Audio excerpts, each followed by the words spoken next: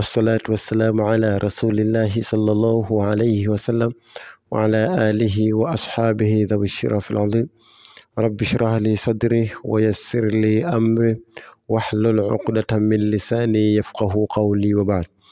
Waislam, baada kumshukuru Allah jalla jalaluhu na kuzitaka rehema na amani zimwendee bwana mtume Muhammad sallallahu alayhi wasallam.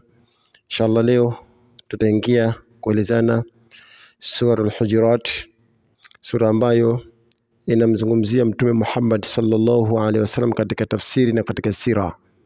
Lakini sisi tutazungumzia sura hii katika masala ya tiba, inatibuje vipi?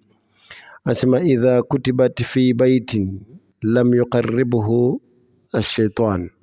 Sura hii utakapoiandika katika nyumba yako, ima uchukue karatasi kisha uiandike suratul Hujurat mwanzo mpaka mwisho, kisha ile karatasi uifunge juu ya nyumba yako, yani kama kwenye ukuta au kwenye sehemu yote ya juu au kwenye henga au kwenye pazia.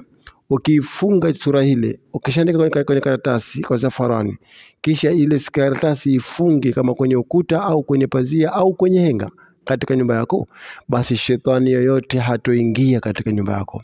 Kwa iandike suratul Hujurat mwanzo mpaka mwisho kwa zafarani kwenye karatasi, kisha karatasi ile kaifunge katika ukuta wako au katika henga ya pazia popote, lakini iwe inaning'inia, au kwenye mlango wako wa nyumba, basi shetani hatoingia katika nyumba yako. Lakini pia wa idha kutibat wa muhiyati wa suqiyati liman qalla labanuha kathura. Anasema mtu yoyote, mwanamke anayenyonyesha maziwa yake yakiwa kidogo, yani mfano maziwa yake hayatoki mengi wakati wa kunyonyesha, basi aiandike sura hii kwa zafarani kwenye karatasi, kisha karatasi ile akaidumukize katika maji, kisha maji yale atakuwa anakunywa mama ambaye maziwa yake ni kidogo. Kwa uwezo wa Allah subhanahu wa ta'ala, ndani ya siku 7 mpaka siku 11 maziwa yake yatakuwa mengi na Mwenyezi Mungu atambariki. Kwa hiyo ikiwa unatoka maziwa kidogo, wewe mwana mama ambaye unanyonyesha maziwa yako ni kidogo, basi iandike sura hii kwenye karatasi, kisha ile karatasi itie katika chombo cha maji, kisha yale maji nenda kanywe mama mjamzito, wewe mama unayenyonyesha.